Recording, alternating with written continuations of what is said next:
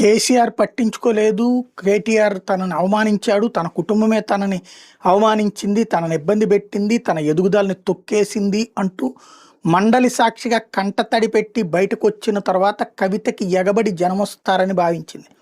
వాస్తవంగా కవిత వెంట తిరుగుతున్నటువంటి వాళ్ళందరూ బీఆర్ఎస్లో ఏళ్ల తరబడి ఉండి అవకాశాలు రానటువంటి వాళ్ళు, లేదా చిన్న అవకాశాలు వచ్చి ఆ పైన అవకాశాలు ఇక ఎదుగుదల లేదు అని బాధపడేటటువంటి వాళ్ళే ఉన్నారు. అంతకుముందు కవిత వెంట తిరిగినటువంటి బ్యాచ్.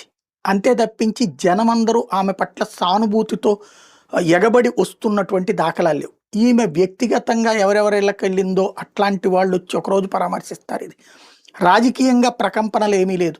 ఏ కాంగ్రెస్ వాళ్ళు అందరూ మారిపోయి కవిత వెనకాల రావట్లేదు, ఏ బీఆర్ఎస్ వాళ్ళందరూ మానేసి కవిత వెనకాల రావట్లేదు, ఏ బీజేపీ వాళ్ళు పరిగెత్తుకెళ్ళి కవిత వెనకాల రావట్లేదు. ఇప్పటికే ఓట్